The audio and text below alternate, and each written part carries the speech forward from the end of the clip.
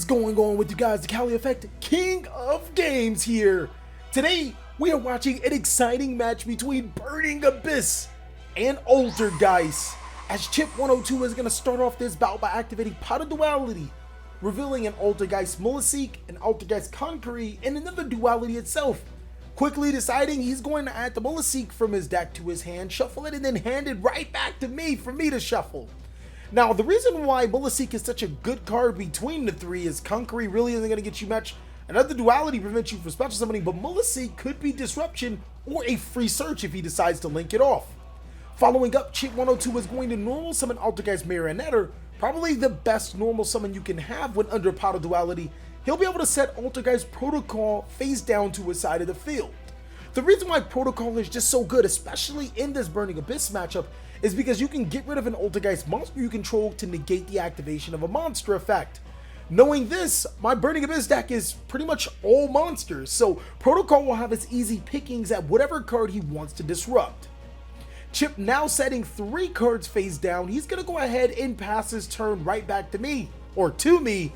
Let's see if I can even shatter this board. We know he has at least one disruption. It could be plenty of bluffs or plenty of disruptions face down. Excited to find out.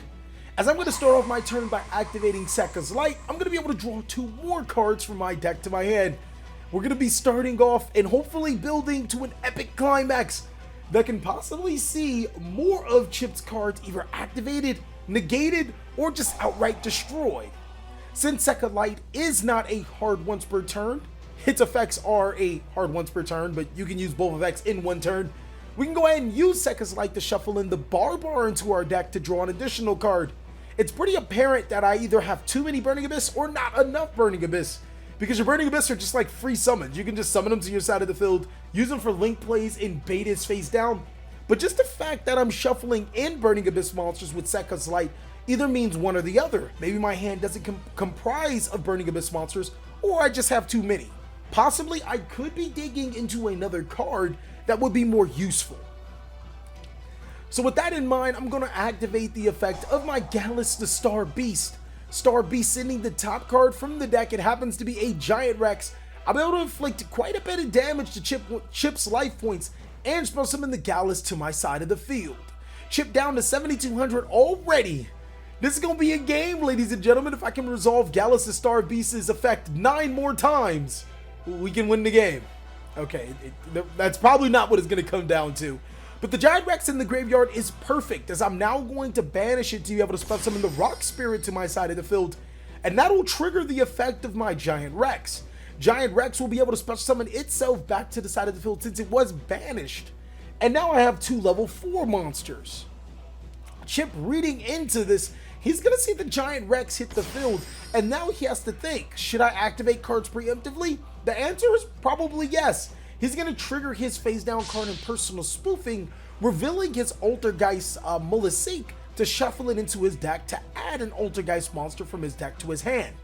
Now, it's a shame that Personal Spoofing isn't treated as an Altergeist card. That means Marionetta will be able to set it, but he still is able to get quite a few things going on, because the Personal Spoofing will add the Altergeist Multi-Faker, triggering Multi-Faker's effect because the trap card was used. He can now special summon the Altergeist Silquitos to his side of the field.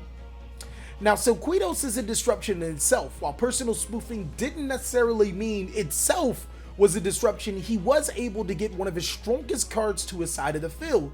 The Silquitos being able to bounce the Multi-Faker, and then if he follows up on the next turn with more traps, he can special summon the Multi-Faker back to his side of the field for even more disruption. Me looking into that protocol, I'm going to use the Giant Rex and the Rock Spirit for an Exceed Summon a Tornado Dragon, detaching 1 material from the Tornado Dragon to destroy his Altergeist Protocol that I already know it's set. Chip is going to go ahead and use Altergeist Protocol. He doesn't want to lose his Protocol, and more importantly, he can actually get rid of a threat on my side of the field. So getting rid of his Marionetta to get rid of my Tornado Dragon, which would later be a threat if he leaves it on the field, seems like a win-win situation. But that wasn't my initial plan anyways, as he's fallen for my bait that he has to fall for. I'm going to spend some in Psychic Tracker and use both of those monsters for a link summon into Cherubini, Ebon Angel of the Burning Abyss. Chip already having a response, he's going to use the Silquitos to bounce the Cherubini back into my hand, And now I'm pretty much back to square one. No cards face up on my side of the field. Well, at least I got Chip to use quite a few disruptions. He's already used Protocol, and now he's used his multi-faker with his Silquitos. I'll now be able to commit my normal summon to this play. Using the effect of Mathematician, I can now send a monster from my deck to my graveyard. Giant Rex was already sent to the graveyard for free, so that's not a card that I'm looking into sending. I could send Sea Archiver, which actually I'm going to send the Sea Archiver, which will be amazing for when I do special summon a monster to under where a link arrow points to. Really smart move, as now I'm still thinking about the future. Chip still has at least 2 disruptions. We know he has the multi-faker in hand, no hand traps, so now we have to do is just play against 2 cards. Knowing so, I'll be able to special summon another monster to my side of the field. Since I control a level 3, I'll bring out Psychic Wielder. Using both the Wielder and the Mathematician, we can go ahead and try this one more time. We're going to make Cherubini Epic Angel of the Burning Abyss. Unfortunately for me, Chip has another response. He's going to use Compulsory Evacuation Device, getting rid of the Cherubini. And now, man, I'm just back at the same spot. But this time around, I have monsters in my graveyard, so I'll actually be able to special summon Orbital Hydralander for free. Since all of the monsters in my graveyard are of different names, and I control at least 5, I use Hydralander's effect, hoping not to hit a monster with the same name. Black Dragon, Fiendish Rhino Warrior, and Tour Guide from the Underworld. I'll be able to destroy Chip's last face down card. So this is pretty good, as I'll now also be able to trigger the effect of our Fiendish Rhino Warrior. I'll be able to send a Fiend monster from my deck to my graveyard. So far, Burning Abyss has shown you guys, even through multiple disruptions, currently I've played through 3, that the deck can still thrive in the right situations. Sending the Edgem Sabers to the graveyard for practically free, I can then follow up by activating some more card effects. But if you guys want to see this deck profile, let's try to get this video to as close as possible to 1,000 likes, ladies and gentlemen. Burning Abyss are showing you guys what it can do to be a contender in the meta. For my Patreon guys, you'll be able to see a test version of the Burning Abyss profile. So if you guys are a Patreon member, go ahead and check it out right now. This was actually the build that I'm using for this particular game. Now banishing 3 Earth monsters from my graveyard, I'll be able to special summon Blocko Boy to my side of the field. This is one of the best cards in the deck. I'm telling you, Block Dragon is insanely good. It's probably best Dragon Roller. Using both of those monsters, I'll make the Nightmare Cerberus, and now Cerberus effect will activate. I'll discard a second copy of Fiendish Rhino Warrior to destroy his Silquitos.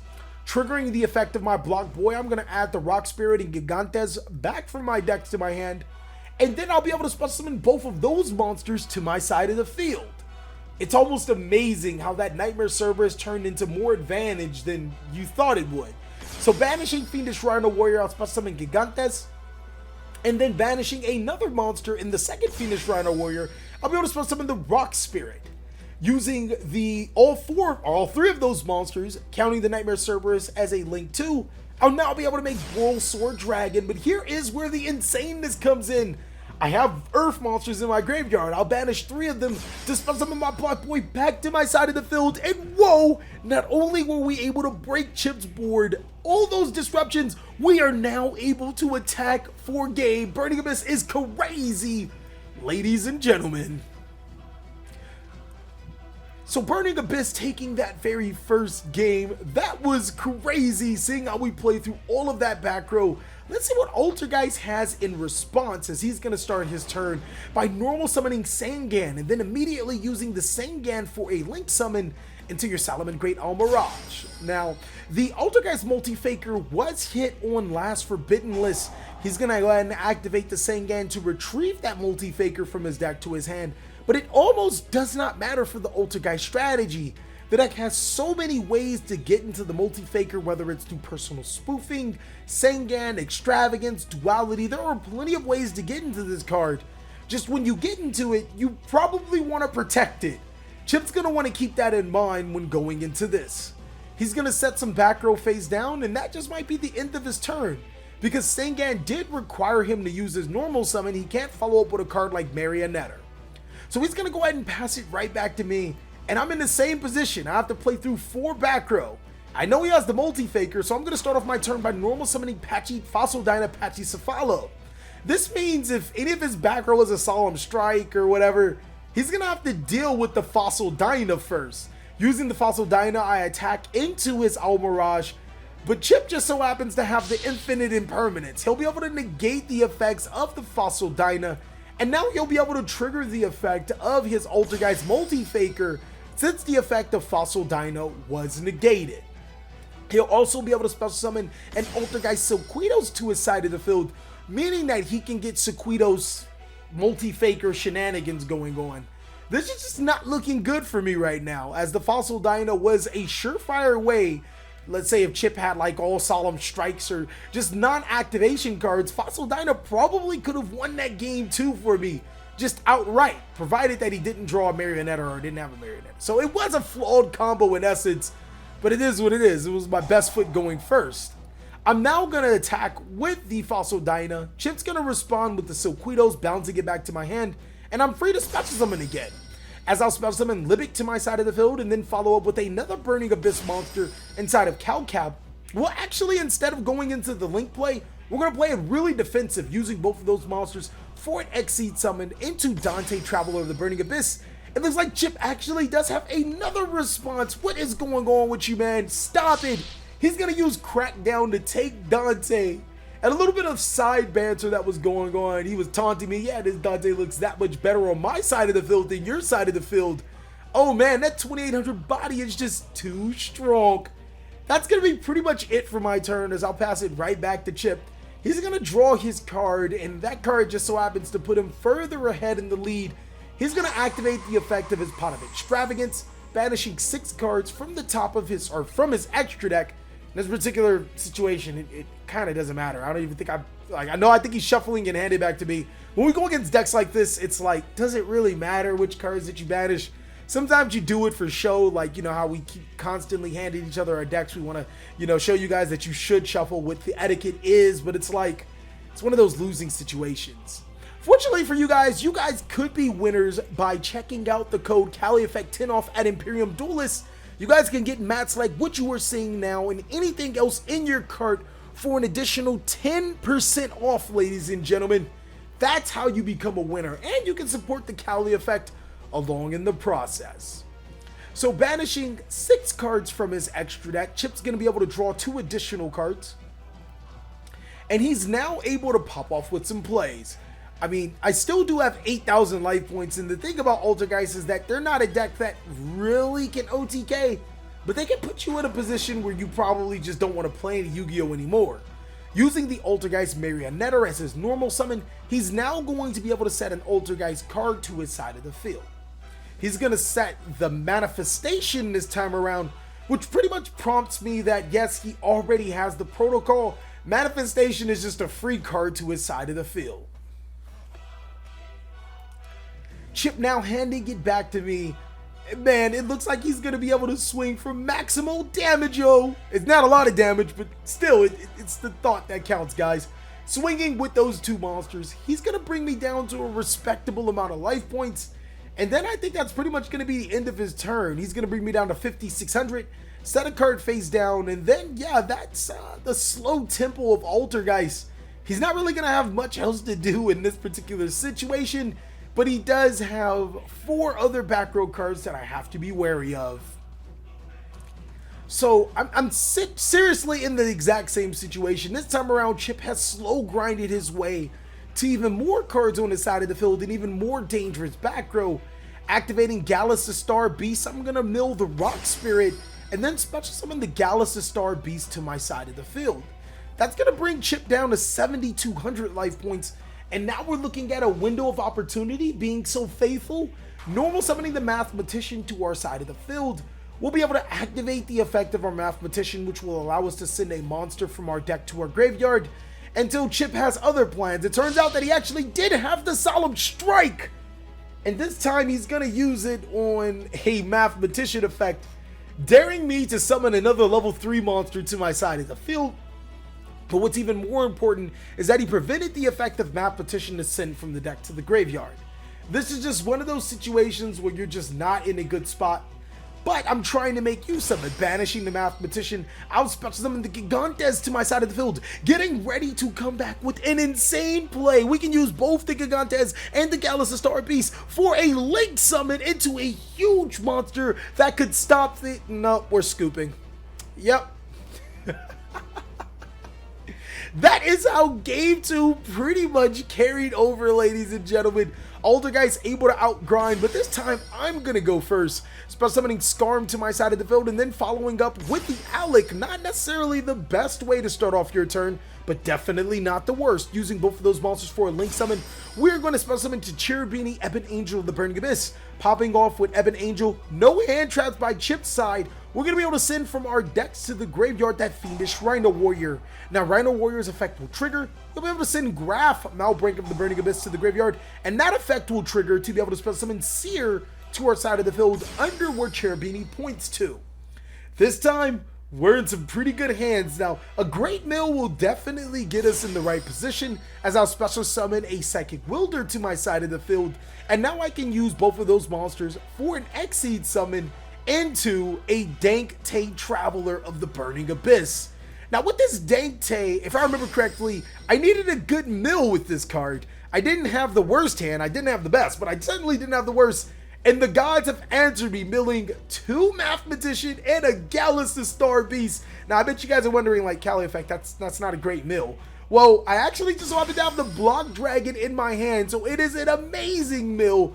Banishing 3 Earth monsters from my graveyard, the Galaxys and the Mathematician, and then using the Dante and the Block Dragon for a link summon into Nightmare Cerberus, triggering the effect of my Dante, my Seer, and my Block Dragon. Seer's effect will go ahead and special summon the Dante to my side of the field. Dante's effect will add the Seer from my graveyard to my hand, and Block Boy will add the Rock Spirit from my deck to my hand, as well as a Fossil Dynapachi Cephalo. You guys are probably catching on to with the huge players right now. Big brains, ladies and gentlemen. We have not committed our normal summon yet, but we ain't gonna do that just yet. We got a couple of combos we gotta do first, ladies and gentlemen. Chip handed me back my main deck. It looks like I'm going to be following up with the Link play first, as we'll be able to use the Nightmare Cerberus and the Ebon Angel into our Mech Knight Crusadia Avramax. Now, there is a slight misplay right here. I felt that I should have made the Beatrice before, because I would have had an extra open slot to be able to spell summon a monster under, but it kind of doesn't matter right now, as I'll be able to spell summon the Block Dragon to my side of the field by banishing 3 more Earth monsters, Cerberus included, and then using the Dante and the Seer for the Beatrice, the Eternal Lady. Lastly, I'll be able to follow up with the normal summon of my Fossil Dynapachi Cephalo, and congratulations, ladies and gentlemen, it looks like I've secured this game on the first turn. TheCaliEffect never loses on his channel, at least that's what the people say. He always does something crazy. This time around, my Fossil Dynapachi Cephalo cannot be destroyed. It also cannot be attacked due to Mech Knight Crusadia Avramax and Block Dragon, and I have a Beatrice, the Eternal Lady, on my side of the field for an additional disruption. What will Chip do, ladies and gentlemen? Well, yeah, this is one of those times where you get really cocky and you make a board and you're talking all that banter to your opponent. This is what I'm doing to Chip. And little did I know, he takes out cards like Imperial Order and Heavy Storm Duster, and he main boards this card. This is a nasty man. He's going to go into battle phase and activate Evenly Matched. Whoa!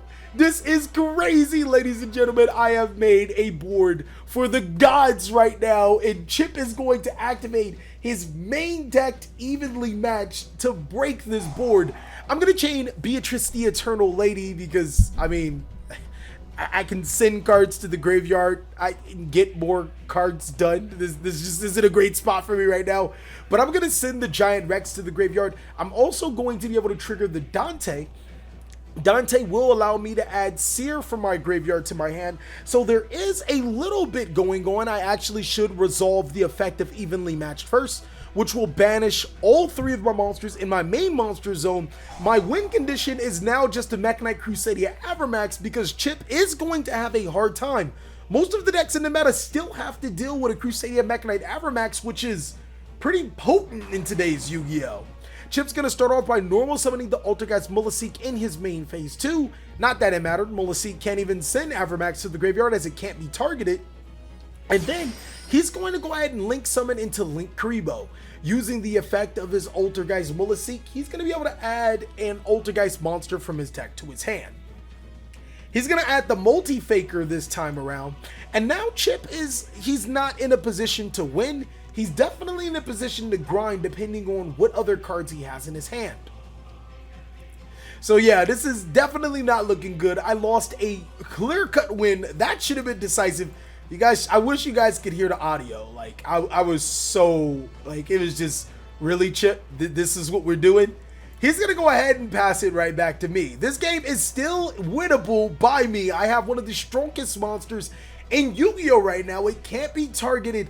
Unfortunately, my hand isn't agreeing with me right now, as I'm only able to attack with the Mekk-Knight Crusadia Avramax, and Chip's obviously going to use the Link Kuriboh to, you know, stop the attack. That's pretty much it for my turn, passing it right back to Chip. He now has quite a few cards to pop off with. He's going to start off by activating the effect of his personal spoofing. Spoofing will shuffle a Silquitos from his hand into the deck. He'll be able to add an Altergeist monster from his deck to his hand.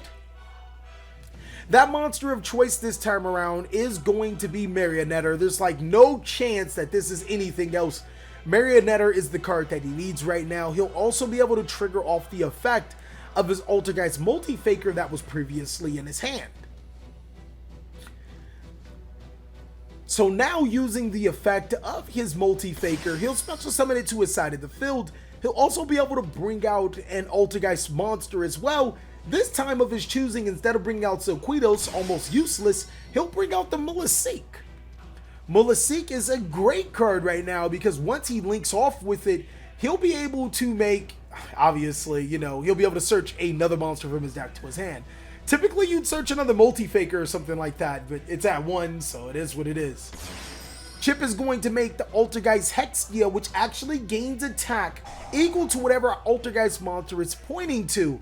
Using the effect of his Mulasik, he's going to add a second Altergeist Marionetter, but now he has his win condition. If he summons an Altergeist Marionetter under his Altergeist Hextia, the Hextia will now be stronger than the Mekk-Knight Avramax. Kinda. Because once the Hextia does battle into the Avramax does result in another problem. It will gain the attack of his special summon monster. So Chip, using the effect of Marionetter, it looks like he's going to be playing the long game, as he'll be able to use a Marionetter to set a protocol, and then in the next following turn, he can use another Marionetter to, you know, have a monster stronger, and he'll be able to negate with the Avramax. Looks like Chip actually has something right now as he'll attack with the Hextia. Forget playing the known game. I'm going to activate the Crusadia Avramax. He has the Solemn Strike. Whoa. Looks like Chip is pulling out all the stops. I'll use the effect of my Mekk-Knight Crusadia Avramax to be able to bounce the Hextia, not trying to take as much damage. Getting rid of that Hextia on his side of the field can be critical. Looks like we're having a little bit of discussion. No, you can't use Hextia's effect to negate monster effects. Hextia only negates spells and traps. The or effects means the spells or traps effects in the graveyard or that aren't activated from the hand to the side of the field. So yeah, he's not going to be able to use Hextia to stop the Avramax effect to shuffle. I'll get over his Hextia because, you know, that card's kind of beefy and I ain't trying to take all that damage. And bringing me down to 5,400 life points, it looks like Chip is going to go ahead and pass his turn. But now I can start playing with my own plays, as I'll be able to special summon Gallus the Star Beast, milling another Gallus the Star Beast, inflicting a little bit of petty damage to Chip, bringing him down to 5,900. I'll now be able to special summon that Gallus to my side of the field, and then I'm going to pay half of my life points. I don't know if this was a genius move or the worst move ever, as Destrudo is going to activate itself, coming down to my side of the field. Half of my life points to make him a level 4 and summon himself. We'll now be able to follow some more plays. Now, I want to give you guys a heads up. In slower formats, paying half of your life points is not the best idea. In faster formats, where you need to make a board or get broken, paying half your life points it's not really don't matter. I use both of those monsters for the Yazi, trying to go into the Yazi combo to win the game. This could be it, ladies and gentlemen, but Chip has the Solemn Strike. Oh. What is up with all of this back row? I won't be able to trigger the effect of my Yazi since he's using the Solemn Strike on the summon effect, or on the summon of Yazi, and I did not control it. It was actually in the middle window of being summoned and being on my side of the field. So I won't be able to get a Mare to my side of the field to continue off of my plays. I'm forced to take some other measures, as I still do have Burning Abyss monsters in my hand. I'll special summon Farfa, normal summon the Seer, and then use both of those monsters for an Exceed summon into Dante. Dante can mill 3, be able to get me tons of advantage. It's really good in the late game, but Chip has the compulsory evacuation device. He also has another Marionetter in his hand and a protocol to be able to negate the Seer. This is it, ladies and gentlemen. Man, that is crazy. Just like, how did he do that? He has the other Marionetter. It is over. This game was fun to watch. Thank you guys so much for watching another segment of the Cali Effect. Again, I'll be watching the analytics, so try to get this video as many likes as possible. Let's shoot for 1,000 for that Burning Abyss deck profile. Please like, comment, subscribe, but most of all, enjoy. I hope you guys are having a great day, like I am.